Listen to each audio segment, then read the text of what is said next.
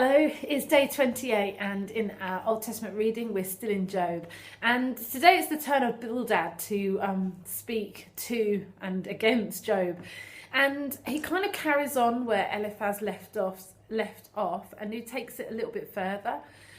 So his whole argument really is this whole idea of you reap what you sow. Basically, something must have gone wrong. That's why you're in this predicament. Your children must have sinned. That's why they're dead. And also he kind of, the whole thing of what he's basically saying is also, if you sort yourself out, then this will all get better and it'll all have a happy ending. And there's lots wrong with that. There's two things that is wrong with that. One of them is it's kind of like he's saying it's not that bad, by kind of saying, if you sort this out, everything will turn around. But actually, that he's not acknowledging where Job is today, which is another failing of a friend that's confronted with another friend in need. Is just kind of saying, if you do this, then it can all. But right now, Job is in that place of pain. Job is in that place of sorrow and despair. But also this whole idea of like, you must have done something, and if you do this, then God will restore. And what we know to be true about the heart of God is it's not that way round. It's not that we do and God reacts. God is the great initiator. God is the one who makes the way forward. The message of the cross, as we now get to see, they didn't have the full picture in those days, but we now get to see is it's God who restores, and we come in line with what he's won for us on the cross. God looks at us and sees us as blameless because of his son. But going back to where they were right now, again, he's just drawing the wrong conclusion. We got the backstory at the very beginning. We saw that conversation between God and the accuser, but they didn't, and they're reaching their own conclusions, and they're wrong.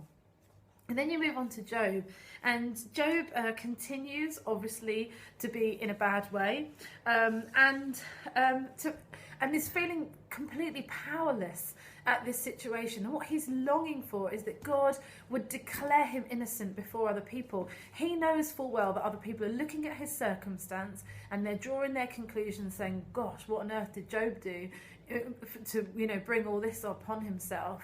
And he knows, in his heart of hearts, he knows he didn't. And he's just longing for God to declare him innocent. And this whole sort of language of the courtroom, of like, he's longing to kind of come up against God in the courtroom. And yet at the same time, he's saying, even if that were possible, he's God. Like, how on earth would I even address him?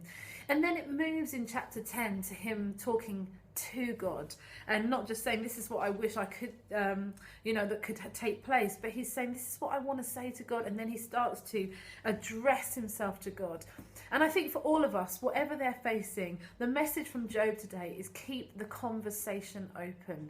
Whatever we're feeling, whatever we are feeling under, whatever we're experiencing in our life, whatever questions we have, what we, I think, can learn from Job today is keep the conversation open. Let's just not talk about God, wondering what he's doing, wondering what he might say. Let's talk to him and be ready to listen to him for anything that we're facing in our lives today.